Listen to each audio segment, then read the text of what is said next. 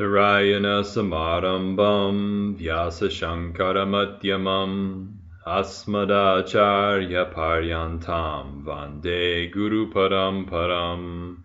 Om Vasudevendra Yogindram Natva Jnana Pradam Gurum Mumukshu Nam Hitartaya Tattva Bodha Vidiyate. So we're in the section of the text that is analyzing the Maha Vakya, which means great saying or great statement, that is found in the Chandogya Upanishad. It says, Tat Tvam Asi, that thou art, or you are that. So we're going to look at this part of the text, and we are going to analyze the meaning of that statement. The great statement, you are that, reveals the identity between Jiva and Ishvara. This identity is not obvious because the Jiva has limited knowledge and power and is possessed of an ego, while Ishvara has all knowledge and power and is devoid of ego. So how can there be non-difference between the two when they have different qualities? This is something we discussed a little bit earlier. When you say you are that, you meaning Jiva and that meaning Ishvara, how can we say you are that, you equal that, if you've got the individual Jiva who is limited? Okay, this person is limited. It has limited knowledge, limited power, and in order for it to be an individual, it has to have an ego, which is the sense of I am this individual person. Now, that's what the individual is.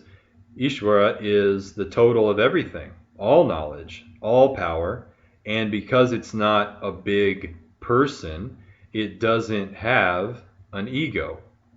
So how can we ever say that this Jiva, which will never have all knowledge, which will never have all power, which will never not have an ego, is non-different from Ishvara? Let's make that clear. Jiva is never going to become Ishvara. And just because Jiva knows who it is, doesn't mean that it suddenly becomes omniscient, omnipotent, etc. The Jiva will always be limited, and Ishvara will always be the total of everything. That's the way it always is. It's never going to change. So don't get any funny ideas. Sometimes people think that if they know who they are, they're suddenly going to be omniscient and all-powerful, and that's really just a bunch of nonsense. So anyway, how can we say then that these two things, which are outwardly different, Jiva and Ishvara, are actually non-different? So moving on in the text, it explains, it says, this is how the statement, you are that, is to be understood. The literal meaning of the word you is the Jiva, who, owing to ignorance, is identified with the gross and subtle bodies. Okay, we've said that. Jiva is you, the self, with these bodies appearing in it. That is the literal meaning of the word. Now, if we take it literally, as I said, we can't say Jiva is Ishvara because literally they're different. But continuing on, it says, the implied meaning of the word you is the self, the one who is free from the limiting adjunct of ignorance. Limiting adjunct here, the word is upadi, but the practical explanation is an object that appears in the self and makes it seem to be something other than what it is. When the three bodies of the individual appear in you, you seem like you're an individual. When the totality of everything appears in you, you seem to be, the self seems to be Ishvara. So we're saying here that literally the word you means jiva, but the implication of jiva is actually you, the self, because all objects, and the jiva being an object that appears in you, are nothing other than what? Nothing other than you, the self. So outwardly, the word you means jiva, but the real meaning of the word jiva in this sentence, this Maha Vakya, is self. Continuing on, similarly, the literal meaning of the word that, or tat, is Ishvara, the one who is endowed with all knowledge and power. But the implied meaning of the word that is the self that is free from the limiting adjunct of Maya. Thus, the Jiva and Ishvara are non-different as the self. So, when we say tat or that, we literally are saying Ishvara, but the implied meaning of the word tat, that, or Ishvara is what?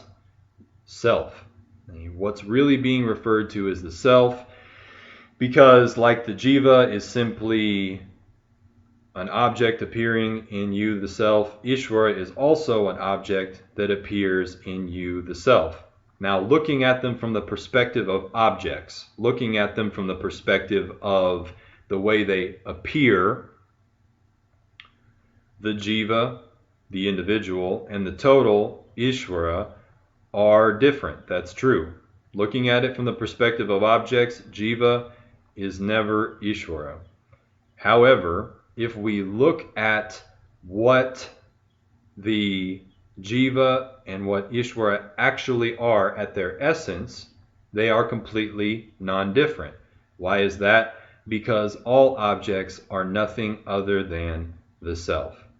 So, if we have one really tiny little clay pot, and that's our jiva, all right, our little tiny jiva pot, and we have a big gigantic Ishvara pot, we would say that no, I can't put a whole big amount of water in this little tiny jiva pot. However, I can do that in the big Ishvara pot. So their powers are not the same. Okay, that little tiny jiva pot is never going to be the gigantic Ishvara pot. That is true.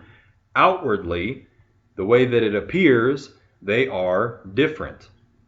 Their attributes are different. Their name and form is different. But essentially, are they different? No, they're not, because why? Little jiva pot is clay. Big gigantic Ishvara pot is something other than clay? No, clay. They're both completely non-different as clay. Thus, it says the jiva and Ishvara are non-different as the self. We've come to the exact same conclusion as before. Ishvara is the totality of all objects appearing in you. Jiva is the three bodies appearing in you. So they're non-different as objects. So there's just, again, you, the self, and objects appearing in you. Whether it's the Ishvara object or the Jiva object, it doesn't matter. They're both objects. And those objects are nothing other than the five elements, or matter, or Maya, however you want to look at it. And you come down to the basic analysis again. Are you and objects, are you two independently existent realities? Are you totally separate from one another? Because that's what would be the case.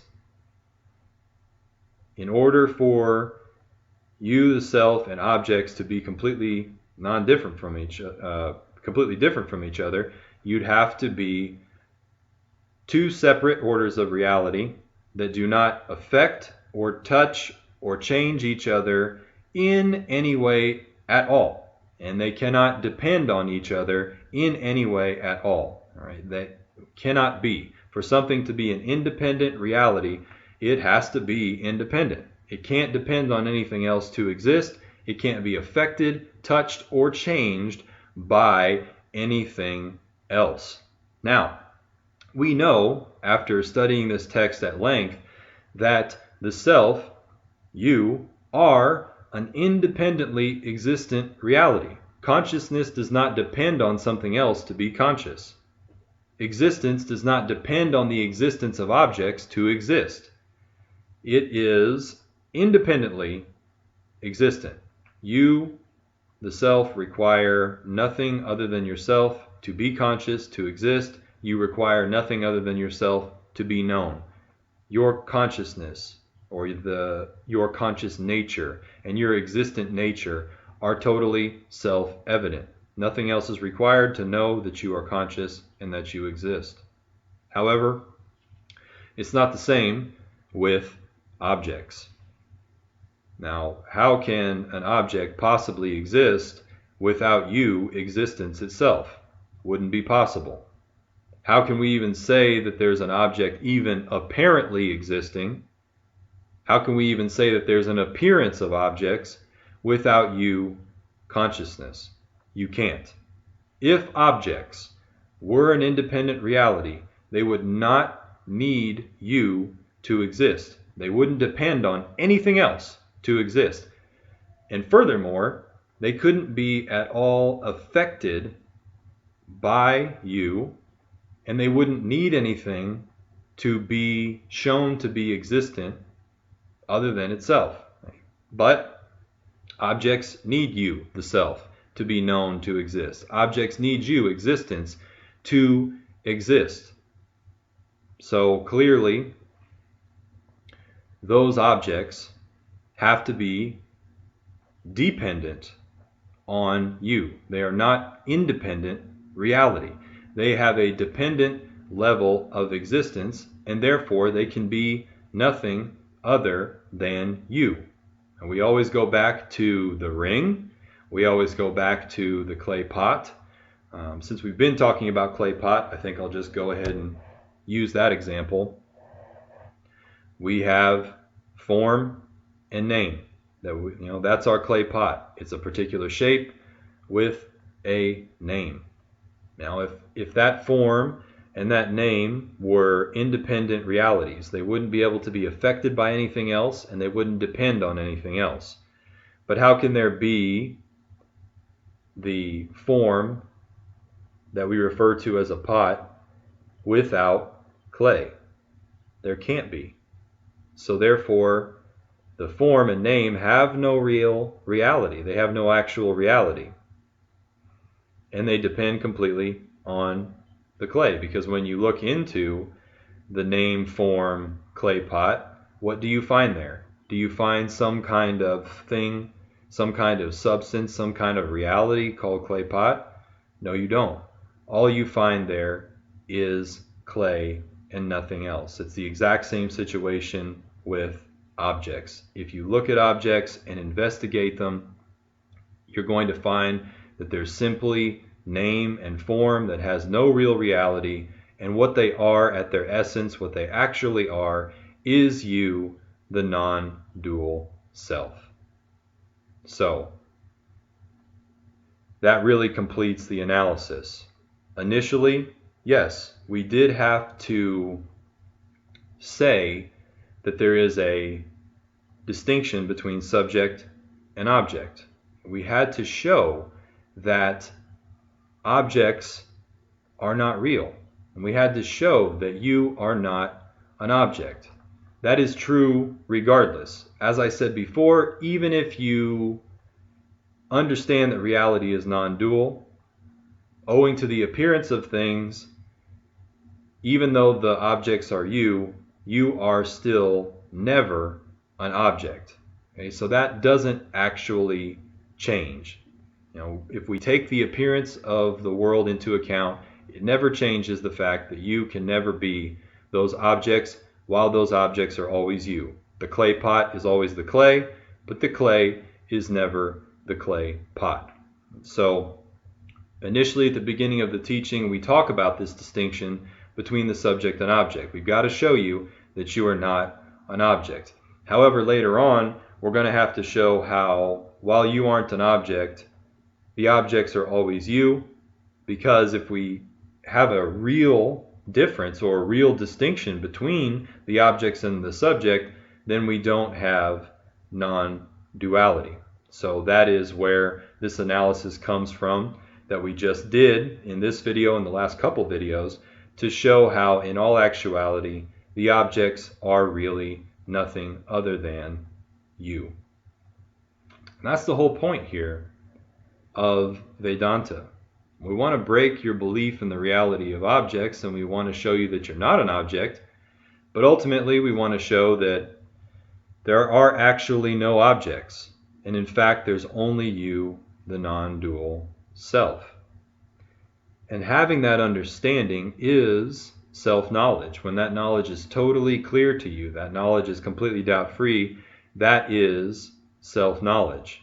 You are free in this very life because you understand that what? None of these objects that appear in me are real.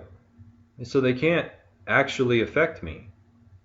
And because I never am an object, they also cannot affect me. Everything that appears in me does not affect me. That's the understanding that a person has when they're liberated or they have self-knowledge in this very lifetime. Let's talk about that topic next in the text.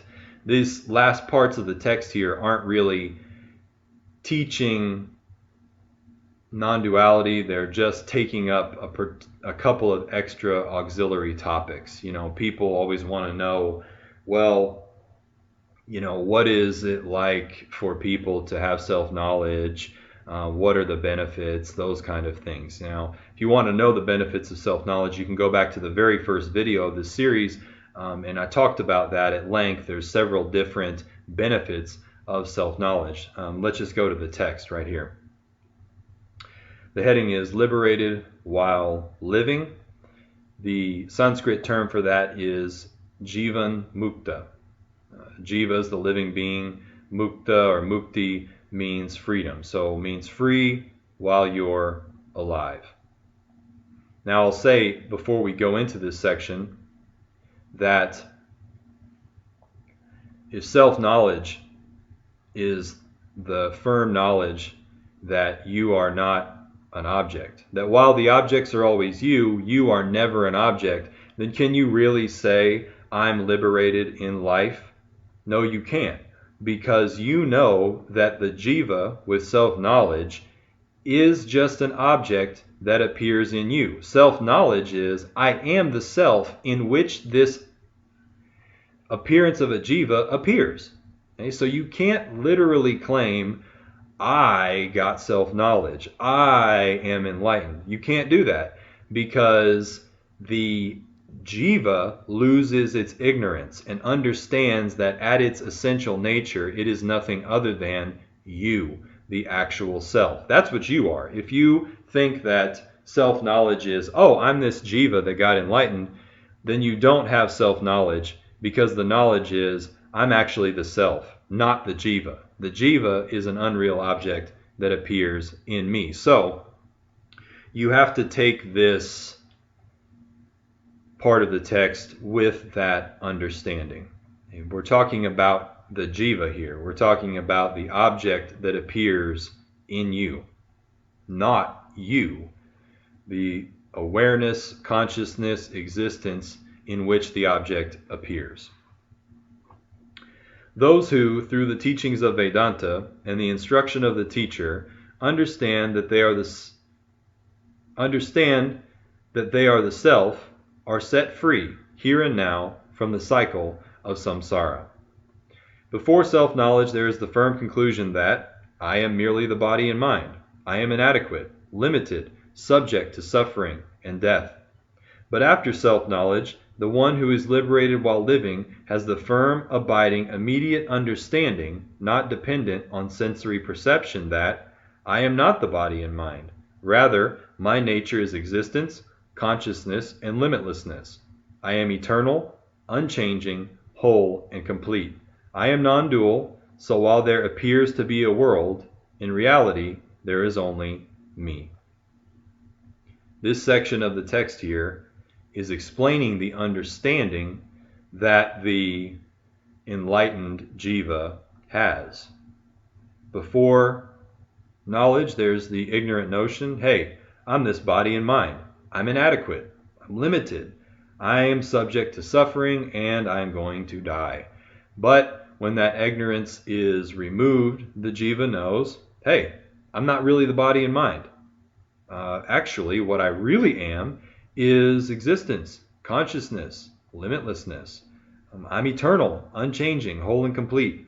I'm non-dual. So even though I see this world, even though I experience this world, there's really only me. That's what the knowledge is.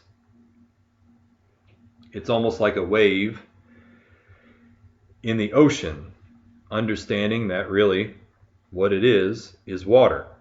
That wave, that individual wave, can understand, hey, actually, I'm really just water. So I have no name, I have no form. I'm fine. I can't change myself. That understanding is there for that wave. Now, the water is never the wave, but the wave understands that it is actually the water. That is the understanding that this jiva has. So you can look at this part of the text and see what self-knowledge actually is. This individual person can know that it's actually you, the self, but you, the self, are never actually this individual person. The understanding is that while this person appears, while this world appears, there's really only you, non-dual consciousness. And why is that liberation? Because it shows you that you are free from everything. All of the objects that appear in you, all of the change, the suffering, the birth, the death, are all unreal objects that appear in you, unchanging, unaffected consciousness existence. That's what the knowledge is. For the individual person, they remain limited. They remain inadequate. They remain subject to change and birth and death. That never changes. However, they have the understanding that, hey, this isn't actually real.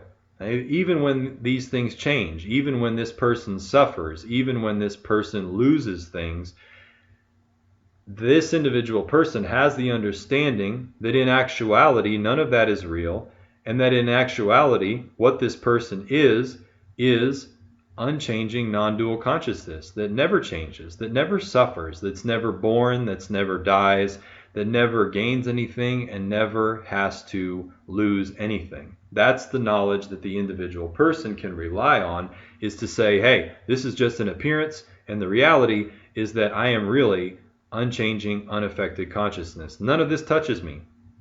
It's like water off of a duck's back. If you've ever seen a duck go into the water, it can be totally submerged in water, and yet that water never gets it wet at all. It's totally unaffected by the water. You, the self, are completely unaffected by any of the objects that appear in you. And that is the freedom. You're not born. You're not going to die. You don't suffer. You don't change. You don't lose anything. You are completely free of everything, and even the appearance of all of those things has no reality whatsoever apart from you.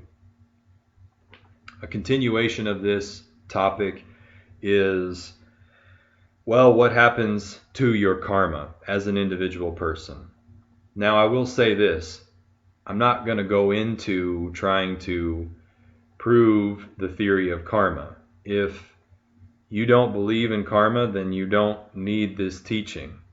I think karma is a reasonable theory, but whether there's karma or not karma is not exactly pertinent to self-inquiry. What we're trying to find out is, hey, am I the self or am I an object? We've already determined that you're the self, and everything else is just an unreal object that appears in you. Now, is karma the self or is karma an unreal object? Well, karma is simply action and the experience of receiving the results of those actions. So action is an experience. Getting the results of that action is also an experience. Experience is just an object. So what is karma? Karma is just an object. So right off the bat, you can say, well, what happens to my karma? Well, if you understand that you're the self, you understand what? That you don't have karma. The jiva might have karma, but that jiva is just an object that appears in you. You are free of all experience. You are free of all action. You are free of what comes from action as the self. That is freedom. That is liberation. So keep that in mind here as I read this next part of the text. By the immediate understanding, I am the self, one is totally freed from the three types of karma, agami, sanchita, and prarabdha. Thus, the one with self-knowledge crosses the ocean of samsara and appreciates the limitlessness of their own nature in this very life. So, by the immediate understanding, I am the self, one is totally freed from karma. Does that mean that the karma of the individual person completely disappears out of the apparent world? Nope. Sorry. It's kind of a letdown to know that, but this person is still going to receive whatever results of actions have already been put out. But why are you freed from it? Because you're not a person. Because you are the consciousness in which the appearance of a person appears.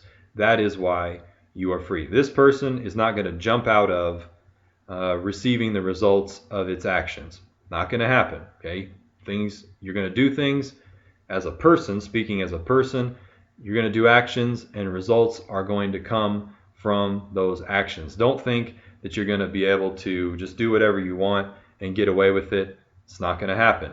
Okay? You are free from karma as the self, the individual person, not free from karma. What are these kinds of karma? Agami, sanchita, and prarabdha. Agami is karma that you are doing in this life. Whatever actions you're doing now are adding to the sanchita karma. Sanchita karma is the total amount of karma that you've done. It is the results of karma that are waiting to come to you. This is the whole cause and effect thing. Whatever you've done, there's going to be some kind of effect that comes from it. So agami is karma you're doing now. Sanchita is the total amount of results that are going to come from that karma later. Prarabdha is the karma that you will experience in this particular birth. Now you'll notice I'm not really going into great detail about this because, again, karma is a theory, albeit it is a reasonable theory, but we are not interested in trying to discuss the particulars of karma. At least here, what we're trying to establish is that you are actually the self. And if you are the self, then karma is not something that affects you. All right? It is something that affects the person, so the person can't go around all day saying, oh, I'm the self, and do whatever evil deeds it wants to and expect to not get punished for it. Okay? If you are this person, apparently, and this person goes around acting like a jerk, mistreating people, doing bad things, then bad results are going to come from that.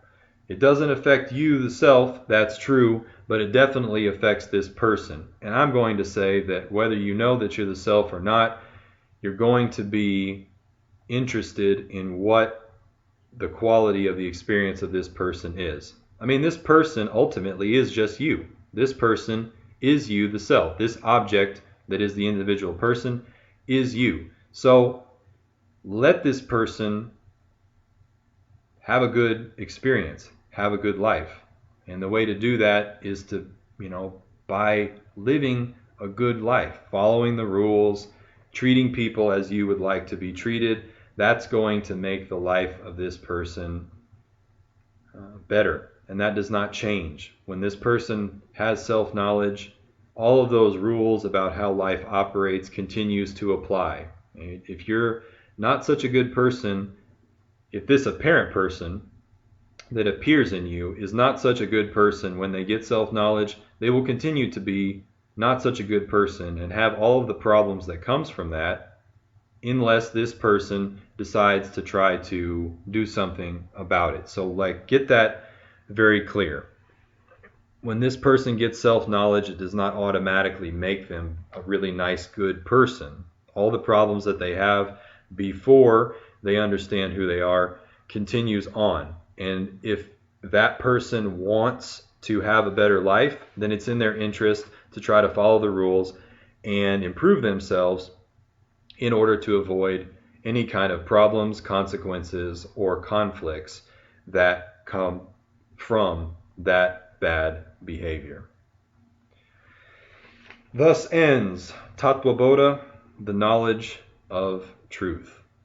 I want to say thank you to everybody who has stuck around for the past 6 months to listen to this teaching.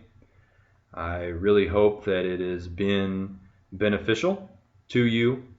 If anyone has any follow-up questions, then you can contact me through the website. I'd be happy to talk to you on Skype or even using AnyMeeting. Both of those programs are easy to download and easy to use, and I can help you with that if you'd like to ask any questions about this text. I will say that I apologize if I've kind of gone through the last couple of videos quickly, but I was very concerned that I wouldn't have a chance to finish this series before I moved. As I said before, I'm about to go through a really big move. I got to take a 2,500 mile drive from here in Arkansas up to Eugene, Oregon. That's going to happen in just a couple of days. Since I do all of this teaching in my free time, I really see that since we're going to have to make this big trip and go out to a new place, I'm going to have to look for a new job and all of those kind of things. I was concerned that I really wouldn't have enough free time to finish this series for a little while. And since everybody's been very patient for the past 6 months or so through 30 plus videos, I really wanted to make sure that we got through the end of this text before I moved, so I wouldn't have to make anybody wait for the conclusion. So again, I really appreciate everybody who's been watching. It's encouraging to me. It encourages me to continue teaching. It's something I like to do anyway, so even if really nobody was watching, I would probably still do it. There may be a little bit of a break now between this series and what may come in the future. I think I'll probably take up another text. It had been my intention to do Drikshya Viveka, which is one of my personal favorite Vedanta texts. So that is probably what I will take up in the next series. I've also been considering doing some single videos on just one particular topic and releasing some of those from time to time instead of always doing a video series that will take a very long time to finish. So just keep checking back with the YouTube channel, with my website. You'll probably get better updates. Also checking the website, kind of keep you up to date on what's happening. But I will be continuing to make more videos in the future. I just apologize if there's much of a delay, but I've got a really big change kind of going on now in my life, and I've got to sort through all of that, go find a new job and everything. So I apologize again if there'll be any delays, and once again I thank you for this, for tuning in to these videos, and I really hope that they were helpful to everybody. Purnamidaf, Purnamidam, Purnat, Purnamadachyate, Purnasya, Purnamadaya, Purnameva Vashishyate. Om Shanti Shanti Shanti.